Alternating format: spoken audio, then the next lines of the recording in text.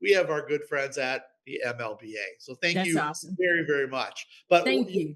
you had mentioned Christian Ponder and kind Mhm, of alluded that he held the ball too long because he was mhm. overthinking or over pondering. But I remember one of the reasons I always liked him is that when he was in the draft process, an interviewer said, "Well, do you think that your last name, gives people any pause?" And he goes, "Oh, like ponder, like I'm just gonna think too long." And they go, "Yeah." He goes, "Well, don't worry. My mother's maiden name was Super Bowl champion." So I always thought that was very, very funny. So Yeah. even Yeah. though his career was not very good, I always kind of had a little bit of a soft spot in my heart for him. But Yeah. this was a great week. Well, it You know, wasn't a great week for a certain person. well, and what I was going to talk about was things got weird. Yeah, it did get weird. This was a weird week with no longer any undefeated teams and some big upsets. And Cardo in Arizona dropping the ball before he crossed the goal line, which Yeah. I don't understand how that can keep happening. But No. these guys just got to get their head in the game. Yeah. But Mark Sanchez, the lovely, the talented, some Handsome. the handsome Mark Sanchez, he had a bad time in Indy. Yeah, Um, we need to clarify because you're a lawyer. I am not, but I am allegedly, married to one, so we all have to say allegedly, allegedly. allegedly. Okay. So what had happened is Mark Sanchez, who is working with Fox now, was in Indianapolis, Mhm. set to call the Indianapolis Vegas Raiders game, and he got into an altercation with an older gentleman. And at first, the news was Mark Sanchez gets stabbed Yeah. in Indianapolis. And we're all like, oh, crime. Yeah. Here's another city for Trump to go into. But then we found out that wasn't really the case. What really happened, Carla? So he was, I think it was behind a hotel area. He must have just been outside and somebody was picking up fryer oil, it sounded like. And he went in over to the person to shoo them away and say, "Hey, you can't be parked here." And that's, according to the hotel people. And uh, some some sort of altercation ensued, and he ended up in the car to like try to move it apparently, and got stabbed in a fight. And the other person, I believe, also got stabbed. And then Mark Sanchez fled and ended up in the hospital. And I think he's been released now, but he was made aware of these alleged charges. And for the alleged crime, I mean, he's been charged with them while he was in the hospital. And he was relieved of his duties for the calling the game on Sunday. And so, yeah, it's just an odd story, more odd than the butt fumble that happened to him while he was a player. Well, But and the good people at Fox, they read a couple different times. They read a statement that was measured but hardly supportive of Sanchez, and it does look like the alleged charges have some validity to them. yeah, And this is something where obviously there seemed to be substances involved, whether it was alcohol or something stronger. yeah, I yeah, don't know if this is something that he has struggled with, so we certainly don't want to make light of it. no, But he did allegedly put this gentleman in fear because they are hmm, saying that the stabbing of Mark Sanchez was self defense because the guy hmm. felt very, very threatened, and he was 69 years old. So he was not a young punk who was looking for trouble here. No, he was picking up like spent oil out of a fryer or something. But and Sanchez isn't a little dude; he's a No, big boy. yeah, So I mean, and so who knows how this will play out? But it obviously isn't. There's enough there that he got charged with some yeah. serious crimes. What do you guys think about his legacy going forward from this? Which one do you see? Do you think this eclipses the butt fumble, or will this be his new thing? Well, I think the butt fumble is gonna, be shown more as Yeah. far as like in highlights of halls of shame and epic sports fails. So, but this is something that might kick him out of our consciousness altogether because if he's no longer employed, in an analyst role, you're really just going to kind of forget that he is a thing at all. Yeah. Right. No, this could be a crazy fall for someone who has everything going for them, right? Or appears to. Appeared to at least. Yeah. Yeah. I agree. I agree.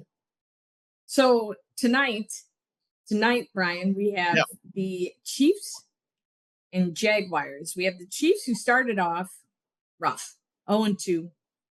And we have the Jaguars that are 3-1 and really have a hell of a defense. yeah. And I think, you have Mahomes that, and of course, Kelsey and his fiance released her Did album you this listen? week. I don't know if you, Did you I listen to did. the album? I didn't listen to the whole album, a couple tracks, but it's lovely. It's It's getting poppy. getting mixed reviews though. Why would anybody say anything bad about Taylor? They're daring to say something What? bad about Taylor's new album. So, Well, I that is not good. through That os is through not os good. through osmosis, I probably heard the thing 4 different times between my wife and my daughter and my coworkers. It's it's fine. It sounds like her other stuff. If you like her Yeah, other stuff, I figured you'd like this, but right, right. evidently Well, it's not being hailed as the greatest thing ever. I think her fiance is gonna have his hands full with this defense because they're averaging about 3 turnovers a game. They lead the league in takeaways. It's an incredible defense, and they do though have a rookie coach, Irish guy, Liam Cohen, Liam Cohen. and he's had an impressive turnaround of that team compared to last year.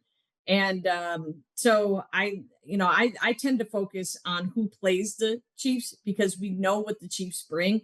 It's who they're playing that I tend to focus on. But I don't know. Chiefs are favored by 2.5.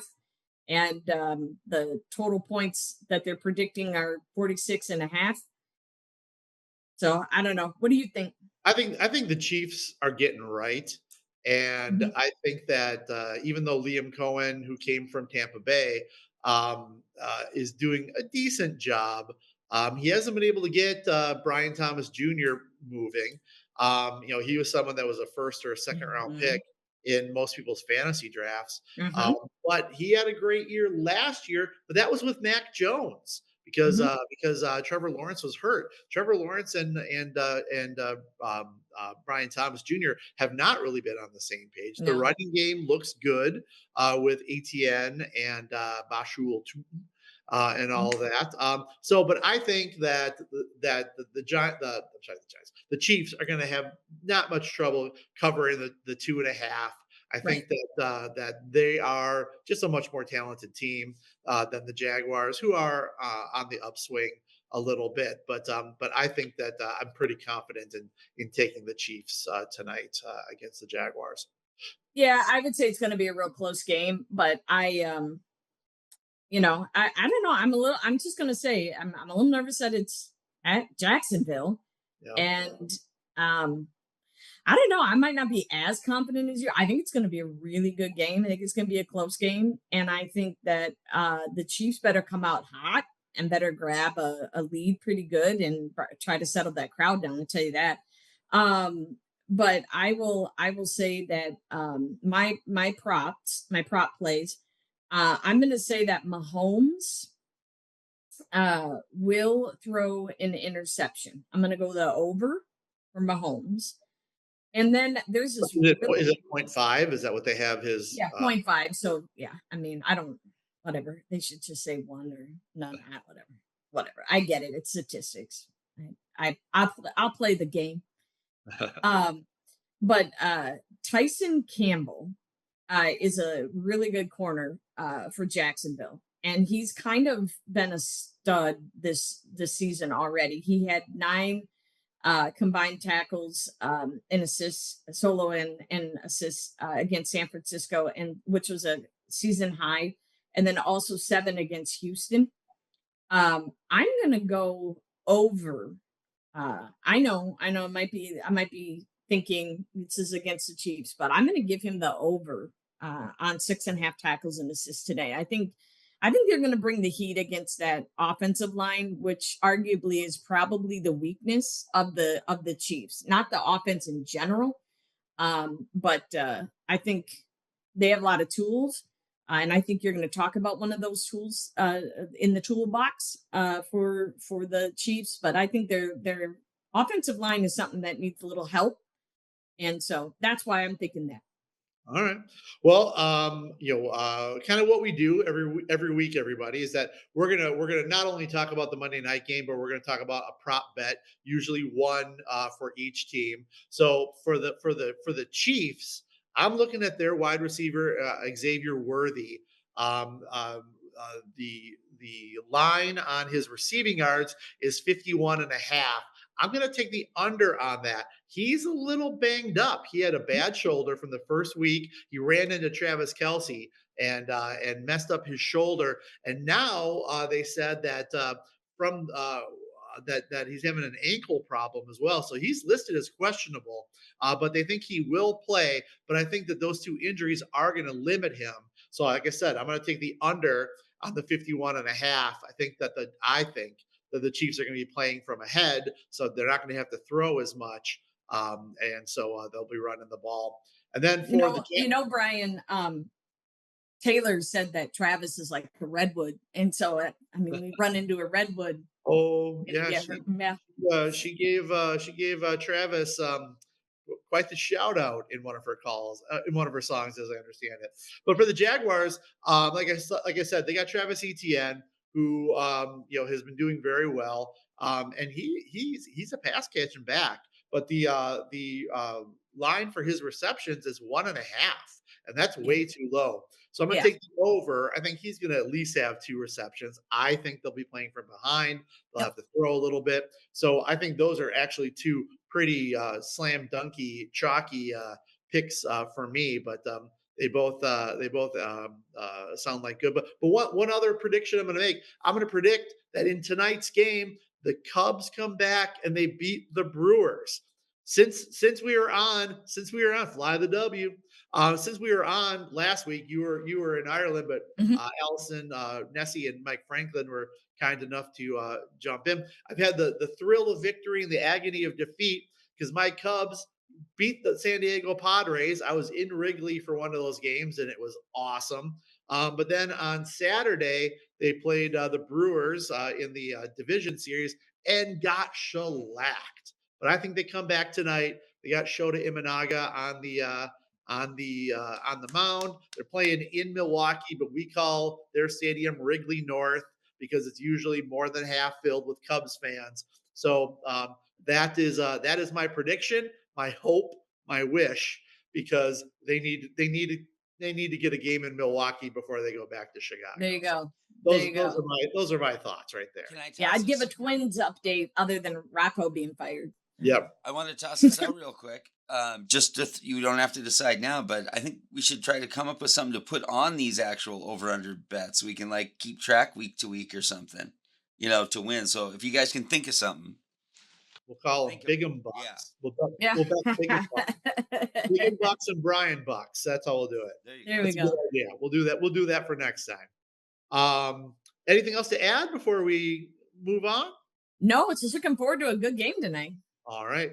Well, I'm hoping I'm singing Go Cubs Go tonight. And I am Bears fan Brian McDaniel. And I am Vikings fan Karla Bigham. And we And are we are wrong Wrong about About Sports. sports. Thank you, Gabe. Thanks, Gabe. Thank you guys. Can't wait to see those Brian Bucks and Carla Bucks trading hands. Big'em Bucks. There you go. Alliteration. MBC. No relation to NBC.